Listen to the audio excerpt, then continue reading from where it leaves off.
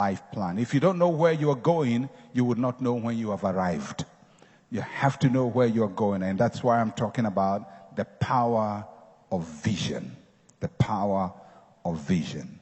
Proverbs chapter 29, verse 18 is a very popular verse. Most people quote it one way or the other. And anytime people talk about vision, it is a verse that comes in very handy. It helps us to conceptualize what the whole idea of a vision is. Proverbs chapter 29, verse 18 says, where there is no revelation, the people cast off restraint. But happy is he who keeps the law. This is from the New King James Version. But most of us are familiar with that verse in the Old King James Version, where it reads, where there is no vision, the people perish. Where there is no vision, the people perish. Where there is no vision, the people cast off restraint. They cast off restraint. A restraint is like the boundaries of a gutter. When a gutter is being constructed, you find that there are sides to it. There is the right side, there is the left side, there is the bottom side. That is the restraint. In Ghana, we don't normally cover our gutters, although there should be a top one, but we allow it to flow to people's houses. But, the Lord will help us one day. Now, those are the restraint. What are they restraining? They are restraining the flow of water. If you remove those restraints, the water will spill in all directions. So the Bible says vision is like that. If you don't have a vision, your life will flow in all directions. Your energies will flow in all directions. Your resources will flow in all directions. Your time will flow in all directions, and you will perish. So in life, everybody must have a restraint. Something that holds what you are doing together. Let me start with a definition for vision, and I got this from the Apple Dictionary. It's not any sophisticated definition, but I think it does good. What is vision? Two things. The vision is the ability to think about or plan the future with imagination or wisdom. The ability to think about or plan the future with imagination or wisdom. So you know immediately that when you are doing or you have a vision, there is going to be a plan involved, and there's going to be imagination involved, and there's going to be some thinking. Now, these are all very difficult things for us to do. Thinking, planning, imagining. They are not things that come easy, because you need to make time to think, to plan, and to imagine. The ability to think about or plan the future with imagination or wisdom. The second definition for vision is a mental image of what the future will or could be like. A mental image of what the future will or could be like. So when we talk about vision, we are also talking about a picture in our minds, a mental image. And it's trying to find out how the future would look like. So, for example, if I tell you to have a 20-year life plan, you have to be able to use thinking, planning, imagination to create a mental picture of how your life should be like 20 years from now. I know it's not always easy, but that's how you construct a vision. It's important that you have a restraint in life. A vision is a plan. True godly vision consists of three components of the vision: foresight, insight, and hindsight. I will take all the three now. The first component of a vision is foresight. Everybody say foresight. Foresight is like looking through a telescope. A telescope helps you to see things that are afar off. When you have a telescope, things that are far off become clearer and nearer. That is foresight. It's like looking through a telescope. It allows us to know what is ahead of us, and it connects us to the future. So if a person wants to have a vision, they must have foresight. They must look through the telescope of life and see the future. See the next 1 year, the next 2 years, the next 3 years, the next 20 years. Foresight. Now, every human being has the capacity to do that. It's just that we don't use that telescope well enough. Many times we look at the next minute, the next 5 minutes, or tomorrow, or next week. And beyond that, we are not able to look further. But a person who wants to achieve much in life must be able to look into the telescope and see the next 20 years and sometimes even the next 100 years. There are people who are able to see 100 years and imagine how the next 100 years will be like and plan for it. It's called foresight. That is the first component of vision, foresight. The second component of vision is insight. Insight is like looking through a microscope. When you look through a microscope, you see things in more detailed form. More detailed form. It gives you an understanding of the small parts.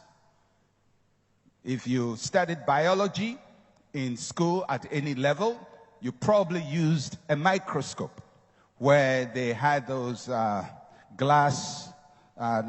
glass, how do they call them? I'm not sure. But glass slides. And they drop something on them. And to the natural eye, it may look like just water. But under the microscope, sometimes you see organisms moving and you see more details. So things which you don't see clearly, the microscope helps you to see detail. So if a person has a vision, he has to have foresight, but he must also be able to have insight and see into more detail. The third component of a vision is hindsight. Hindsight is like looking through a rear view mirror. Hindsight allows you to see what is behind you. Insight allows you to see the detail. Foresight allows you to see ahead of you. When you are driving, the biggest vision you have is in front of you.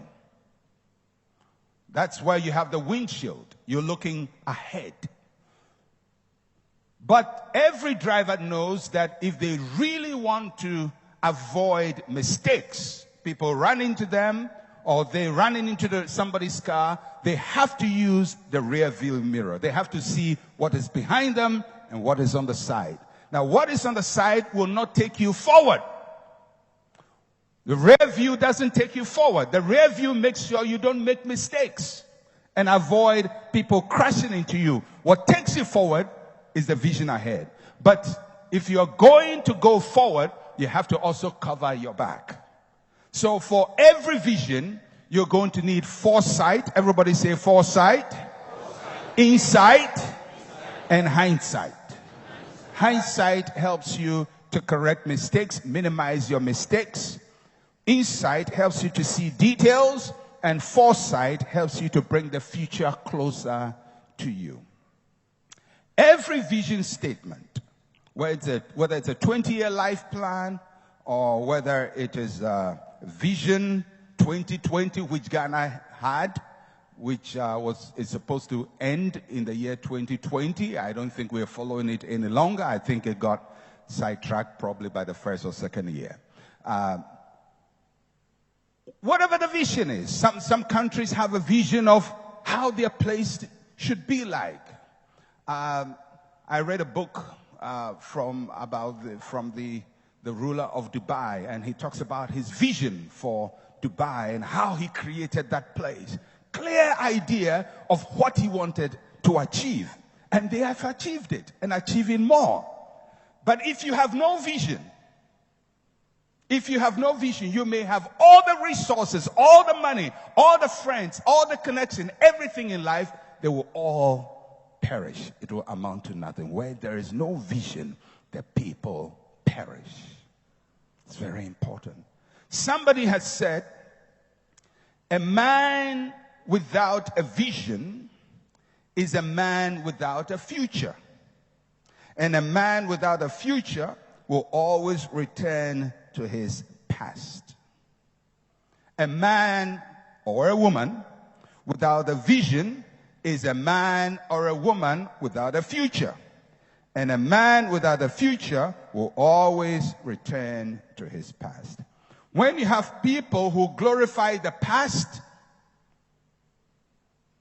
more than anticipate the future, there is no vision. So if you find people who are always talking about the good old days, and their best days or the best reference point is 50 years behind, 100 years behind, 30 years behind, and they always keep talking about what happened in the past, those people have no vision. And the reason they have no vision is because they haven't taken time to think, to plan, and to imagine. And once you don't have a vision, you go to your past. You go to your past. You want to repeat, because your past is your comfort zone.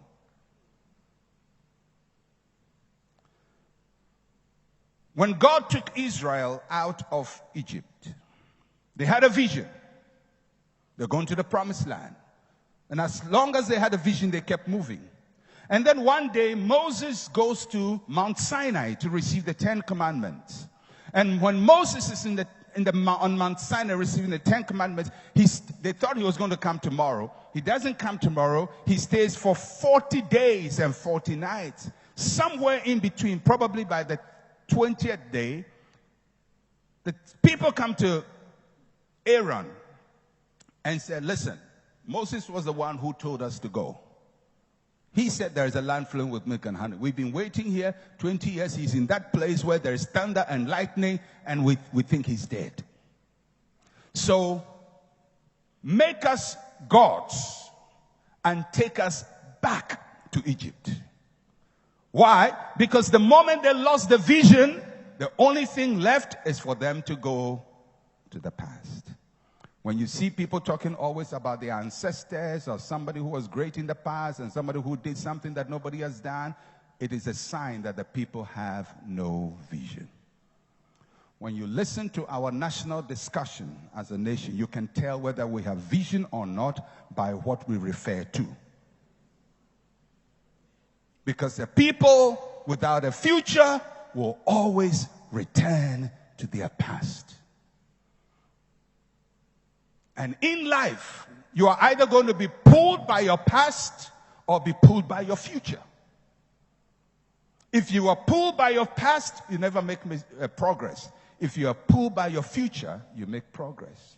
So ask yourself, what is pulling me? Is it my past or my future? Everybody has a past. It has already occurred. It will never happen again. Your past will never happen again. It's happened, it's finished. But there is a future. It has never happened. And you have to determine whether you're going to stay in your past or in your future. And the way to do that is you have to have a vision. Listen to me. Having that 20-year life plan is your lifeline. It's your lifeline. I know how it's difficult for you. That's why it's difficult for nations to also have a vision. Because it takes time. We rather want to have activities with no vision. Where there's no vision, the people cast off restraint. There is an old story about 3 bricklayers. And it will help us to understand how vision works. 3 bricklayers. And these 3 bricklayers were working side by side on a wall, laying bricks on a wall. Someone came to the first one and said, "What are you doing?" And the man responded, "What? What do you think I'm doing?" "I'm laying bricks." The man asked the second guy on the wall, "What are you doing?" He says, "Can't you see what I'm doing? I am building a wall." The last man was asked what he was doing, and he exclaimed, "I am building a cathedral to the glory of God." Now, the first one says, "I am laying bricks." Is it true? Yes. The second one says, "I'm building a wall." Is it true? Yes. The third one says, "I'm building a cathedral." Is it true? Yes. Now, how come one sees a cathedral and the other one sees only bricklaying? Because when you have no vision of what the end is, it is just activity, activity, activity, activity, activity, producing nothing.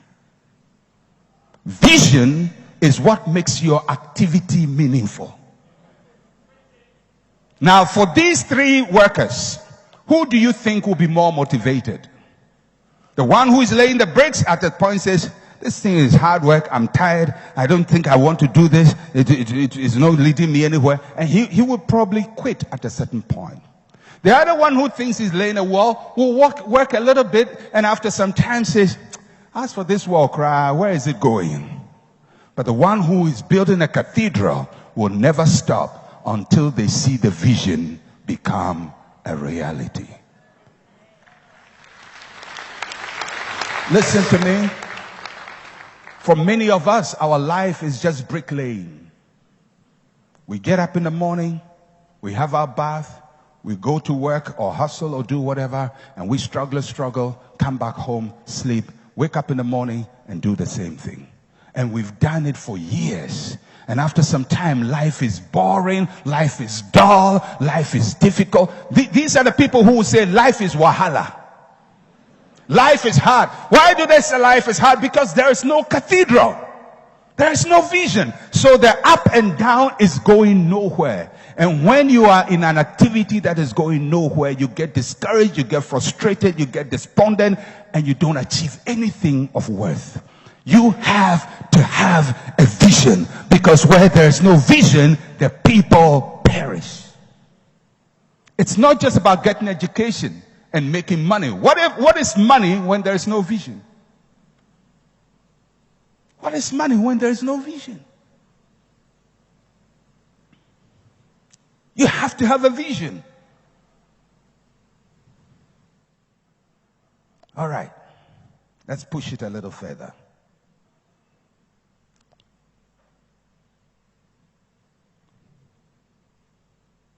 Let's look at the things that a vision would do for you.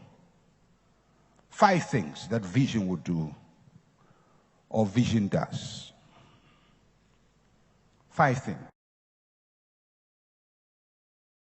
Vision does is that it contradicts or contrasts your present reality.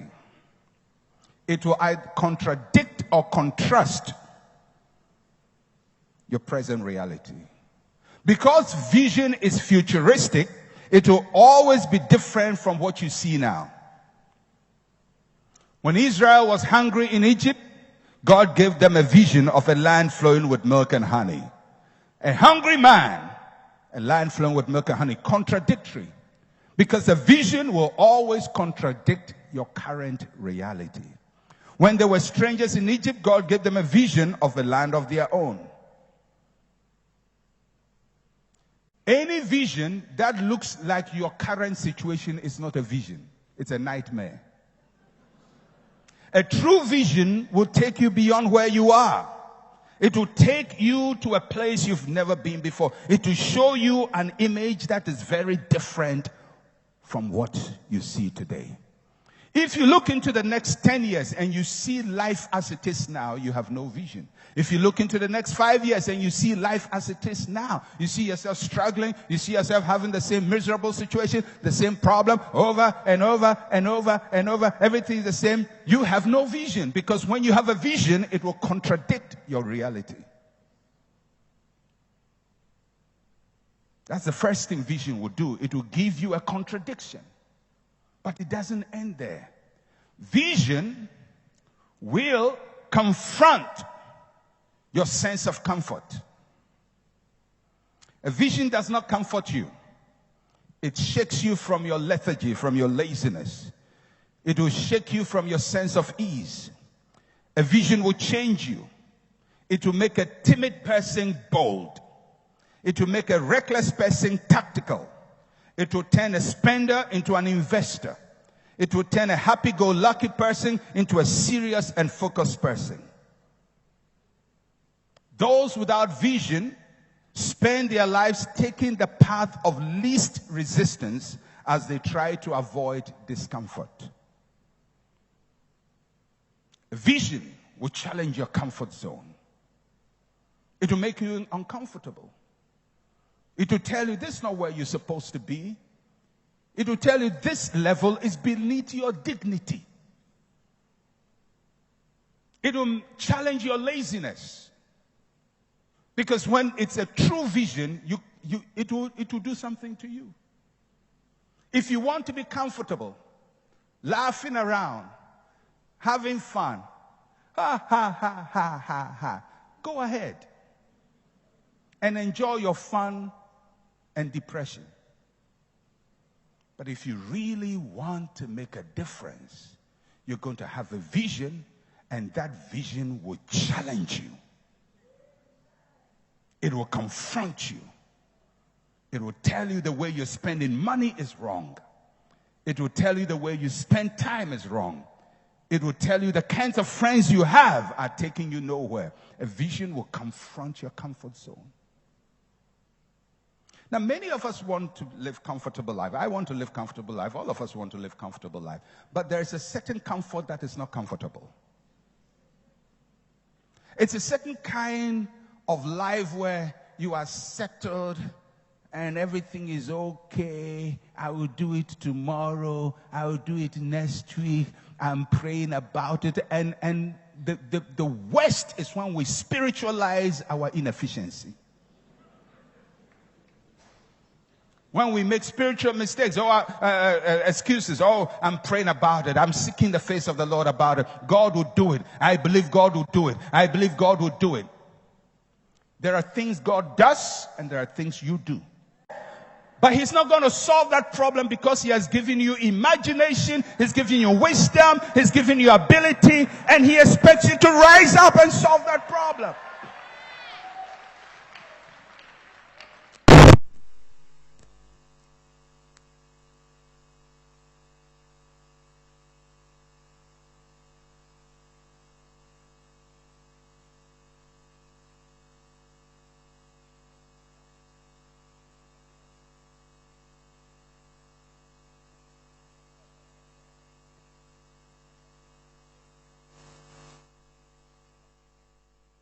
God hid the fruit from Adam's hand. Adam was holding it, God was watching. He said, well, it's your hand, it's your mouth. Those are the two first parents that God created. Do you think if He had that attitude towards them, He has a different attitude towards you? That if you are lazy, He will come and work a miracle for you. He will watch you. Lazy. Okay, I'm with you. Lazy, I'm with you. My grace is sufficient for you. But if you never tap into the resources He's given to you, you're going to stay where you are for life. And don't blame God. Many of life's problems, we don't need to pray about them. We need to think about them. We need to act about them. We need to be responsible. And I'm not saying prayer is not good. Let's pray. But there are things we need to be responsible about. You don't go and stand on an empty field and say, I'm praying that corn will grow.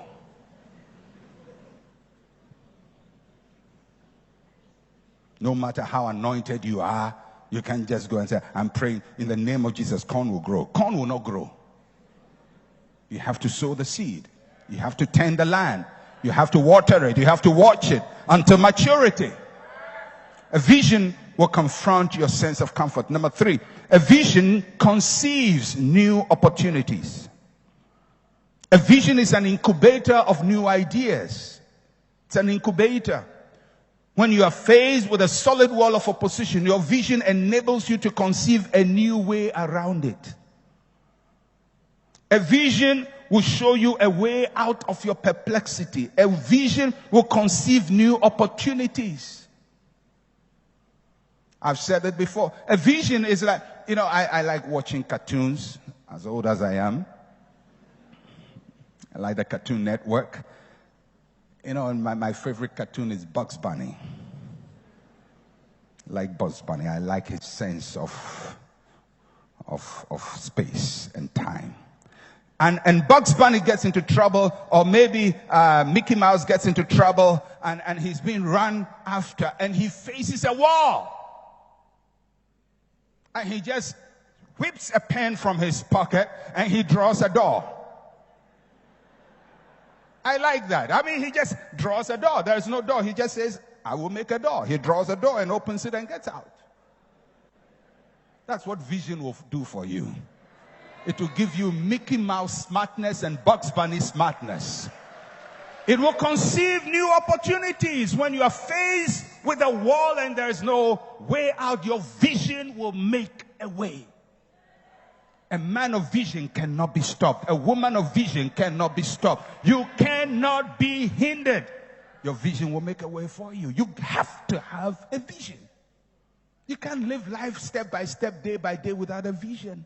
Number 4, a vision will connect you to resources. It will connect you to resources. There are great resources around you. Your vision will connect you to them. If you don't know what you're looking for, you can't see it when it's right in your face. There are resources available to each one of us to fulfill that which God wants us to fulfill, but we need to have a vision. It connects you to resources. And number 5, a vision will concentrate your energy. It will concentrate your energy. It will help you focus your energy so that you don't dissipate your energy.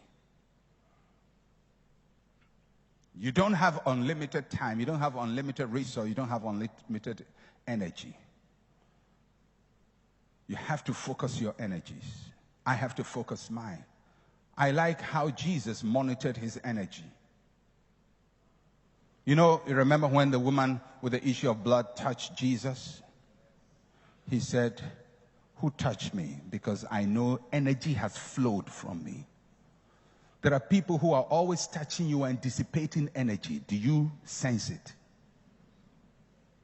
There are people who touch you. And by the time, and I'm not talking about spiritual touch. Have you met people, you sit with them for 10 minutes. When you leave their presence, all your energy is drained. Who touched me? I perceive virtue has gone out of me. Just that conversation will take virtue from you. There are certain people, you talk to them on the phone for 10 minutes. When you finish, you are so depressed. There are some people, when you see them, you get depressed. Virtue will go out of you. You have to monitor your energy. Vision helps you to stay on course so your energy is not dissipated. Because there's so much to be done, and there's so little available to you. Your best effort is to concentrate your energies. Concentrate your energies, your time, your effort, your attention. There are some people who don't deserve your anger. I can tell you that some people don't deserve your anger. They are too low for your anger. Your anger is too precious. If I have to use my anger, I will use it against the things I must solve. I will use it against poverty instead of against somebody who is sitting somewhere insulting me. He doesn't deserve my anger. He is below the dignity of my anger. I refuse to dissipate energy. I refuse to dissipate energy. I'm going to be angry about the right things. I'm going to focus my mind, my emotion, my passion, solving the problems that are profitable to me. Not spending 6 hours. This man, hey. That's energy dissipation. That's energy dissipation. That's energy dissipation. You are there, the person is in his house, he's minding his own business, and you are there. You are dissipating energy. Be wise. Have a vision for life. And there are some people, you see them in the rear view mirror, and you say bye-bye and move on.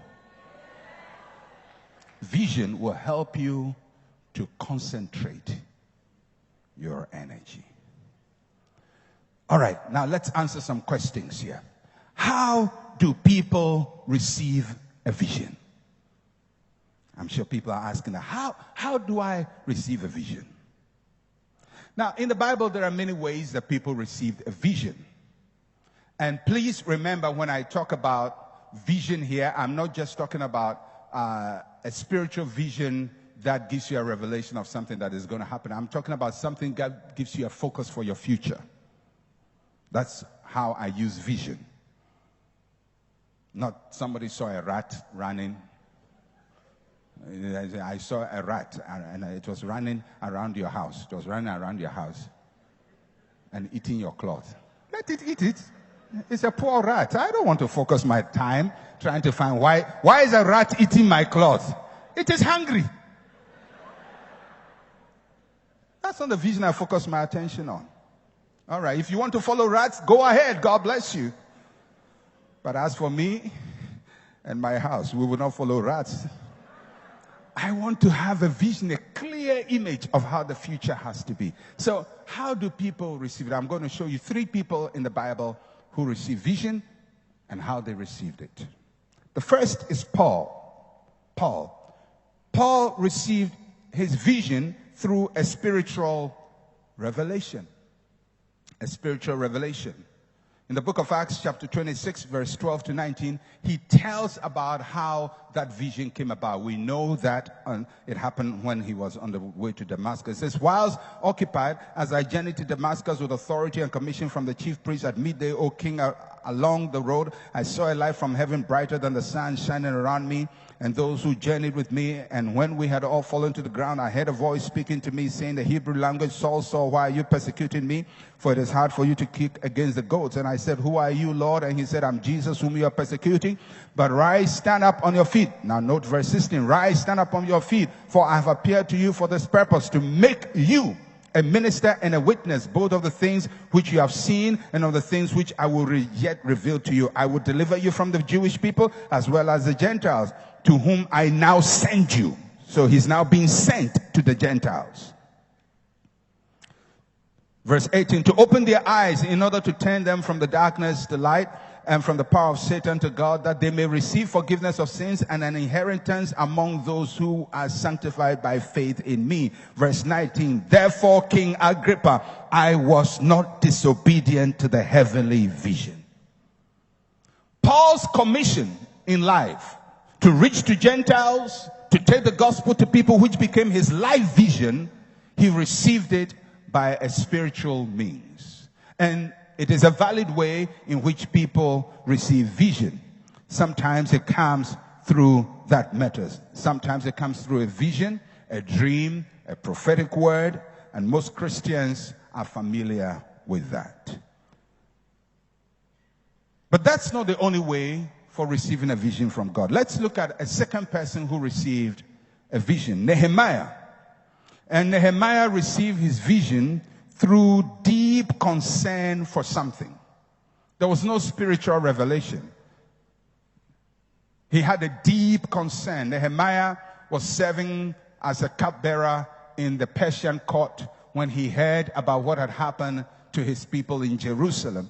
And Nehemiah chapter 1, verse 1 to 4, he says, the words of Nehemiah, the son of Hakaliah, it came to pass in the month of Chislev, in the 20th year, as I was in Shushan, the citadel, that Hanani, one of my brethren, came with men from Judah. And I asked them concerning the Jews who had escaped who had survived the captivity and concerning Jerusalem. And they said to me, the survivors who are left from the captivity in the province are in great distress and reproach. The wall of Jerusalem is also broken down. Its gates are burned with fire. So it was when I heard these words that I sat down and wept and mourned for days. I was fasting and praying before the God of heaven. Now, if you read the rest of it, you realize that is when he had a passion to go and rebuild the walls of Jerusalem. His vision did not come because there was a supernatural revelation like Paul. His vision came because he was given an information that made him concerned about a situation. May I suggest to you that most of you, your vision in life will come through this process. By being concerned about something. You're concerned. You just see a problem and you just say, we need to solve this. I want to be part of those who solve this. That is your concern. And that becomes your vision. For Nehemiah, it was not a supernatural vision. It was not a dream. He didn't have a prophecy, but he had deep concern. Deep concern. The third way of receiving a vision is Joshua.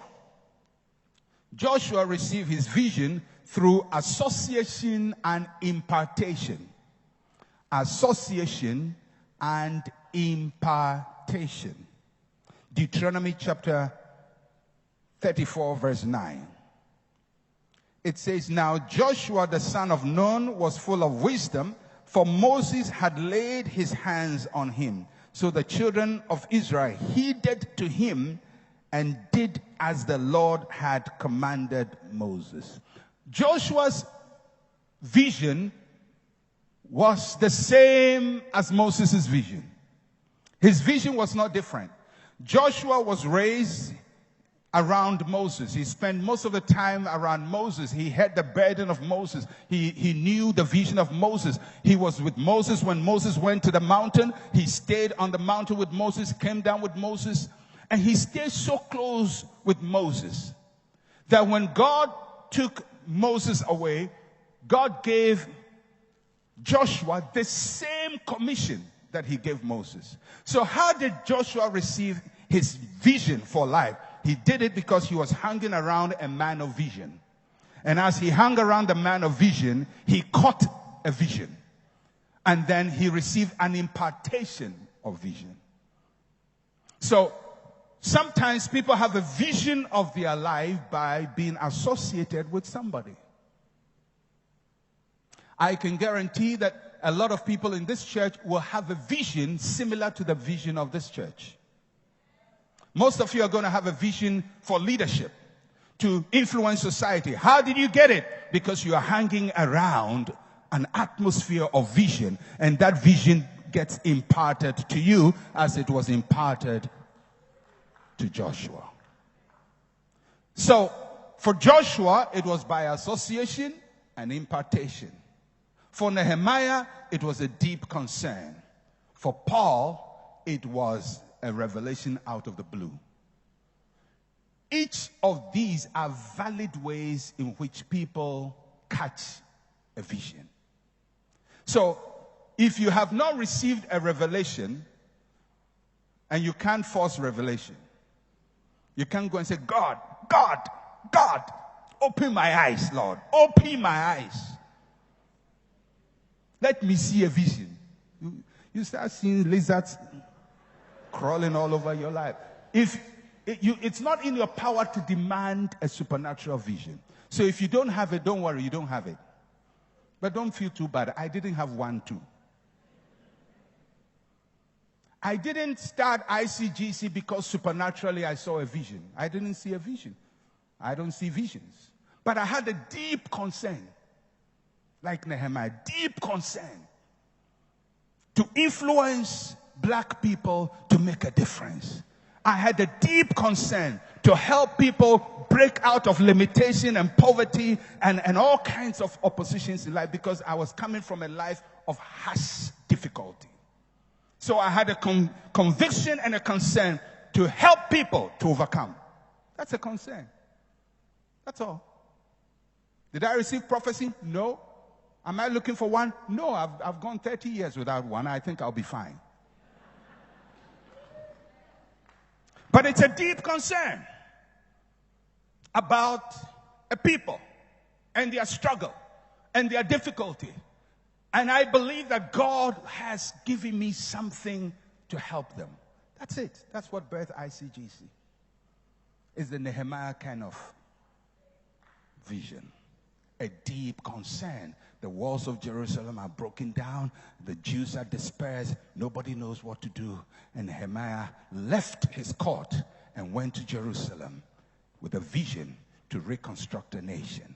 God didn't speak to him directly about it, but he knew that this was his mission in life, and he was successful. So if you don't have a spiritual vision, don't worry. At least I don't have one too. I don't have one. Don't feel bad. So you ask yourself, what am I concerned about? What am I passionate about? What is it that makes my heart beat? What is it that when I hear, I can't handle it? What problem is it that when I see, I feel I must solve it?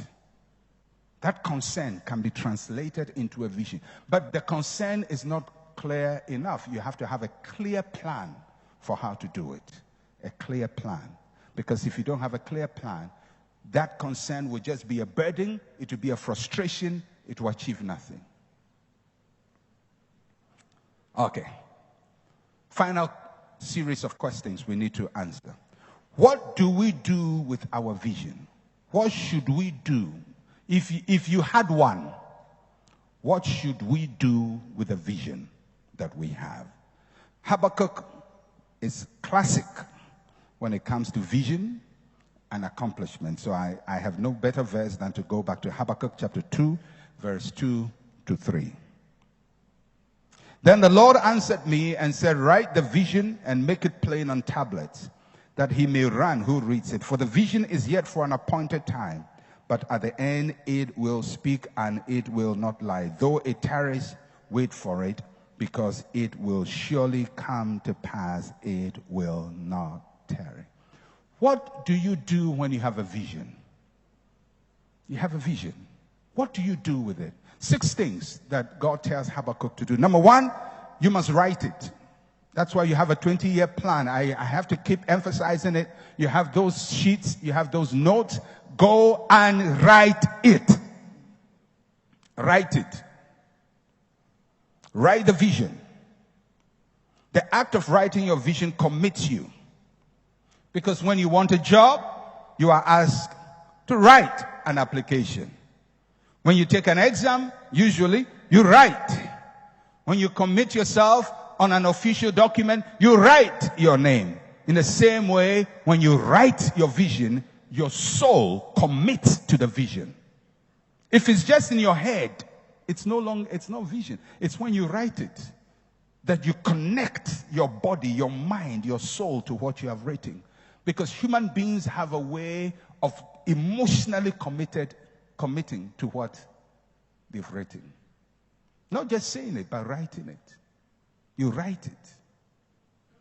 The power of writing is significant.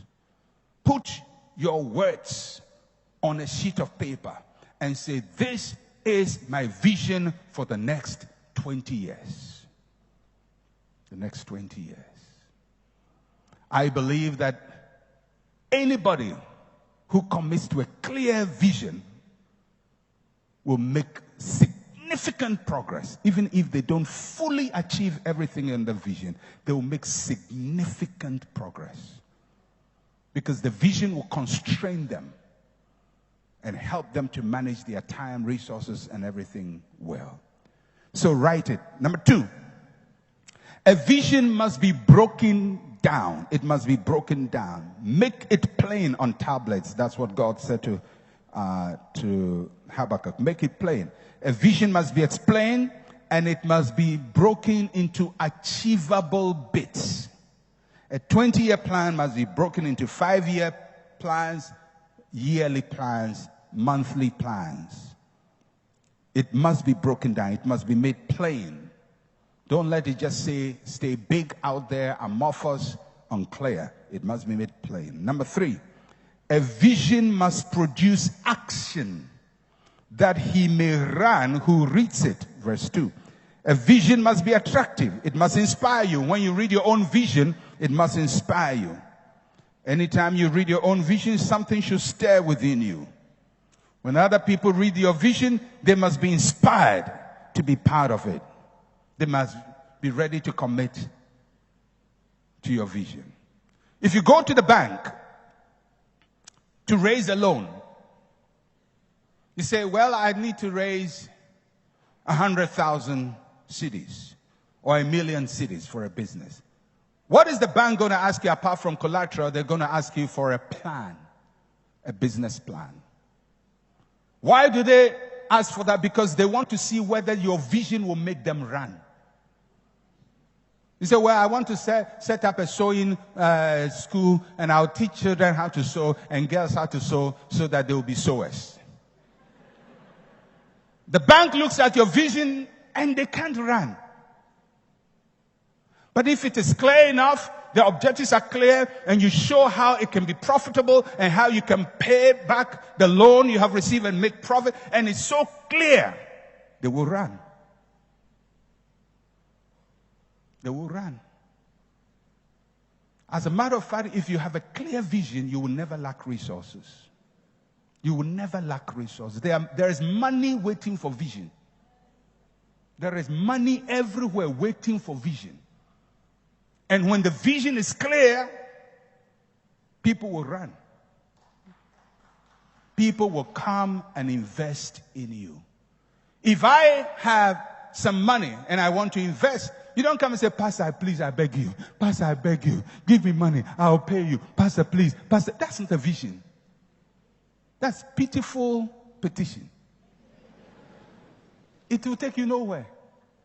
But if somebody can show, if you give me this is what I'm going to do, A, B, C, D, and it's so clear, the payback is so clear, and he says, I will pay back your loan, somebody will invest. So your vision must be attractive. It must make people run. Your own life vision. When you show people, they will say, wow, this is what you want to be in life. I want to be part of it. Number 4, a vision has a time frame. Verse 3, he says the vision is yet for an appointed time. A vision takes time to become a reality. It's for an appointed time. That means you must appoint a time for your vision. Is it 20 years or 1 year or 1 month? What is the appointed time for your vision? In this house, I've asked everybody have a 20-year plan. Everybody say 20-year plan. 20-year. One more time, 20-year plan. 20-year. That's your appointed time. Don't go to the 20 years and say, oh, I didn't know time will run so fast. I don't know how to describe you. It's in my head, but I can say it. Number 5, a vision must lead to a reality. It must lead to a reality. It says the vision will not lie. A vision is not for fun. It is not written just to take up space. It is something that must manifest. It must become a reality. And finally, a vision requires perseverance. Though it tarries, wait for it. Though it tarries, wait for it. Persevere. Keep at it. Stay on track. Stay focused. And keep working. Keep working. And that's why it's good to have a 20-year plan, because there may be years, low seasons in a year where your vision gets sidetracked. But because it's a 20-year plan, you can realign and get back on track. Short-term vision are very frustrating, because when you don't achieve within a short term, you feel like a failure. Long-term vision, you can realign them all along. A vision requires perseverance. The power of vision. Let me just tell you one more time. Go work on your 20-year plan. You will be happy you did 20 years from today. You will look back to your life every day to 20 years, to 2014, as the point of departure for you. I guarantee you that. Every nation that has moved from third world to developed world had a clear plan. They didn't hope that things will happen. They didn't have all-night prayer meetings for the change of economy. They planned for change of economy. It's time to stop having all-night prayer meeting for the change of economy. It's time to plan, to work hard, and to be focused. Every company that has grown from a garage, a front porch, bedroom business to a multinational company had a plan. It doesn't happen by chance. And human beings who have made progress, dramatic and sustained progress in life, had a plan. Things don't just happen. Things must be made to happen. Have a clear vision. If God has not spoken to you in a supernatural way, what are you concerned about? If you have no concern, then get impartation from this church. By association, you come here all the time. Have a vision. Have a clear vision for the next 20 years of your life and work systematically towards it. The next time I ask how many of you have finished your life plan, I expect the whole church to raise up their hand. It's been 3 months now, and I've been pursuing you for 3 months.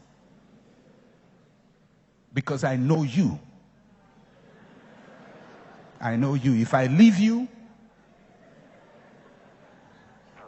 you will stay where you are. As for this, we'll pray, Jesus is Lord, Jesus is Lord, Jesus is Lord. God will make a way where there seems to be no way. He will make a way. But when he makes a way, you must find it. When he opens the door, you must recognize it because you have a clear vision of what your future must be. I am persuaded that the future of your life is far more exceedingly greater than your present and anything you've experienced in the past. I am totally persuaded that you will be 20 times better 20 years from now. You will be better in every area of your life. You will be happier. You'll be more fulfilled. You'll be more peaceful. You would have accomplished far more 20 years from now. I am persuaded of that. I am persuaded, and I encourage you, don't cheat yourself. Don't cheat your destiny. God has a plan for you. Plug into that plan. Work with your vision of the future.